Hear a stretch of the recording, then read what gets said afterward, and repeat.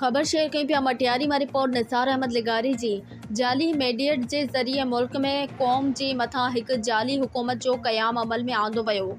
आला वेझो डेरोलाल में टंडो आदम खेरपुर रोड ते PTI सूबा सिंध के डिप्टी जनरल सेक्रेटरी नाज़िश फातिमा भट्टी, ज़िले मटियारी के सदर एडवोकेट गुलजार अली खासकली, ज़िला मटियारी के deputy general secretary Niyaz Hussain लिगारी की अगवानी में एहतजाज रिकॉर्ड कराए 8 फरवरी ॾींहुं खे कारो ॾींहुं जे तौर ते मल्हायो वियो। PTI रहनुमाइन चयो त पाकिस्तान के सही सिद्ध खणी हलण में तव्हां सभु असां सभु गॾिजी इन जदोजहद में शामिल थींदासीं।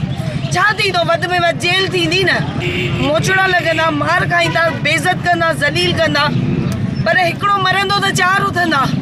मुल्क त बचाइणो आहे न। इन जे करे जो मथियां जेके उनजा सपोर्टर वेठा आहिनि हुकूमत में, ही उन्हनि जा चहीता आहिनि। इन खे जेके असां वकीलनि कल एहतजाज करे लगातार एहतजाज करे उनखे पोस्टिंग उते ई कढायो आहे। अॼु ही जेको असांजो एहतजाज आहे इहो 8 फरवरी 2024 ते जेको मैंडेट चोरी करे वियो हो ऐं ही करप्ट हुकूमत जेका उन फारम 47 ते जी जेका वेठी आहे उन जे ख़िलाफ़ ही पुरअमन एहतजाज आहे।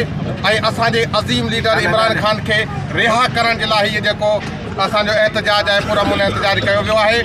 तव्हां हिन वक़्तु ॾिसो त असांजो अज़ीम लीडर इमरान खान इन ताईं जेल में आहे। उहो सिर्फ़ु इन जे करे त उहो हक़ ऐं सच जे लाइ बीठो आहे, उन जे करे उहो अॼु ताईं जेल में आहे। जेके करप्ट हुकुमरान आहिनि इहे भॼी वेंदा आहिनि, पर ख़ान साहब अञा ताईं भॻो न आहे।